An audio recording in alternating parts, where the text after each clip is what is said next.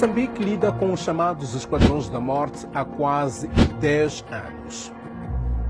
Pegaram a minha filha de 7 anos, colocaram-lhe arma de fogo na cabeça. Eu agradeço a Allah subhanahu wa ta'ala, que é Deus Todo-Poderoso, por ter me salvado naquele dia mais de 8 talibãs.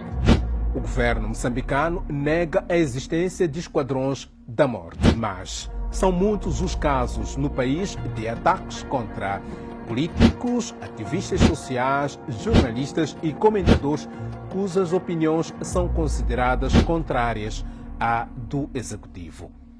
Esquadrões da Morte é uma expressão usada para descrever grupos armados que silenciam ou tentam silenciar essas vozes. O ativista social Gamito dos Santos diz que em 2023 foi um dos alvos destes Esquadrões da Morte na sua residência na cidade de Nampula, norte de Moçambique. Uma ação tão rápida, eles entraram, pegaram a minha filha de 7 anos, colocaram-lhe arma de fogo na cabeça e uma katana ao pescoço, colocaram o meu filho, na altura tinha 2 anos de idade, também colocaram-lhe como refém com uma arma de fogo. Este não é um fenômeno novo em Moçambique. Segundo o Centro de Democracia e Direitos Humanos, CDD, estes grupos eram usados no passado para fazer a chamada queima de arquivos, ou seja, eliminar pessoas envolvidas em esquemas de corrupção e com informações sensíveis sobre o governo. A partir de 2015, os alarmes soaram mais alto no país.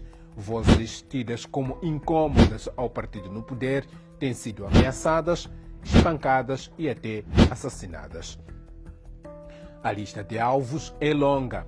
O constitucionalista moçambicano Gil Sistak, um dos defensores da descentralização política e administrativa do Estado, foi assassinado em março de 2015. Poucos meses depois, o jornalista Paulo Machava foi morto a tiro no coração da capital moçambicana, Maputo. Ele estava a organizar, na altura, uma manifestação pacífica contra o julgamento de colegas acusados de atentar contra a segurança do Estado.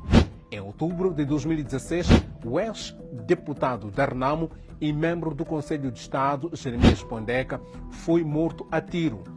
Um mês depois, outro dirigente sênior da Renamo e membro do Conselho de Defesa e Segurança, José Manuel, foi assassinado à saída do Aeroporto Internacional da Beira, na província de Sofala. 2 dos seus acompanhantes também morreram. Ainda em 2016, o então secretário-geral da Renamo, Manuel Bessopo, escapou a um atentado contra a viatura em que seguia numa zona nobre, na cidade da Beira. O seu ajudante de campo morreu no local do incidente. A Renamo diz que estas ações foram executadas por agentes a mando do governo, segundo o chefe do gabinete jurídico do partido, Simon Makuyane. As ações de assassinato de raptos dos membros da Renamo estavam sendo executadas pelos agentes mandatados pelo governo. Há evidências de que o governo de fato fazia raptos e atacava, assassinava. O governo moçambicano sempre negou estas acusações, mas a violência continuou nos anos seguintes. Mahmoud Amurani foi morto em 2017.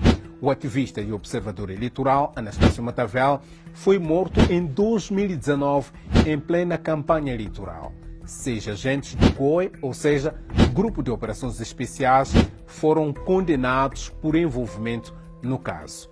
No âmbito de outras eleições, isto em 2024, o assessor jurídico e mandatário de Venâncio Mondlane, o advogado Elvino Dias e o mandatário do Partido Podemos, Paulo Guambe, também foram assassinados. Ainda há pouco tempo, isto é, em janeiro de 2025, Carlos Barbosa, membro sênior da Renamo e apoiante de Venâncio Mondlane, diz ter escapado a um ataque dos Esquadrões da Morte, isto na cidade de Moatize, na província central de Tete. Eu estive sentado em frente do meu estabelecimento. De repente vi um carro preto, Mahindra preta, passou, travou em frente do meu estabelecimento. E daí arrancou. E veio um carro dupla cabina.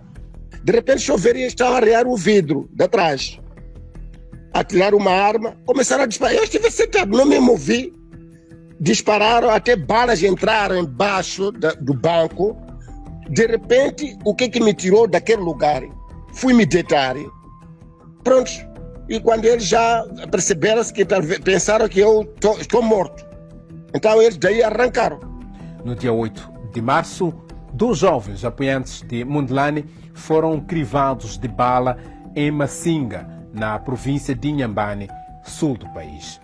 Um mês depois, outro apoiante de Venâncio Mondlane, o músico e político Joel Amaral, também foi baleado na cidade de Climane, capital da província da Zambésia. O atentado contra Joel Amaral chocou o presidente da República, Daniel Chapo, que disse que o ataque contra o músico era uma afronta à democracia e exigiu uma investigação ao caso. Já os críticos dizem que só palavras não chegam. Por que nunca atacaram membros do Partido Frelimo? Nenhum membro do Partido Frelimo já apareceu a dizer que eu fui atacado ontem ou estou sendo perseguido hoje. Sempre tem sido, ou são membros da oposição, ou são ativistas, membros da sociedade civil ou jornalistas. Se não atacam o membro do Partido Frelimo, aqui há uma prova inequívoca que essas pessoas sabem onde é que ficam esses esquadrões da morte e para que fazem essas coisas.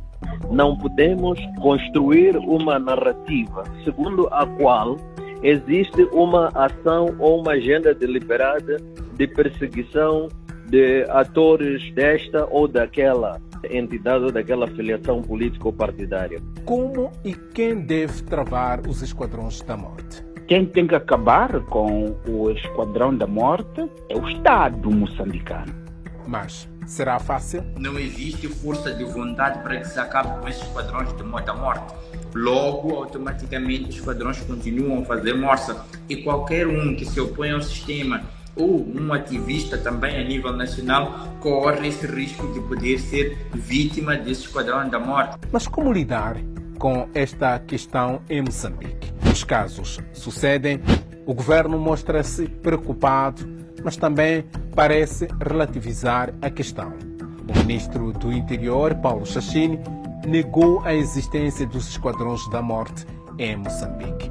Aliás, Chachine considerou os atentados a figuras com ligações políticas, jornalistas e ativistas sociais como crimes comuns. E o desafio também é que, até hoje, a impunidade persiste. A maior parte dos casos de assassinatos, raptos e espancamentos continua por resolver.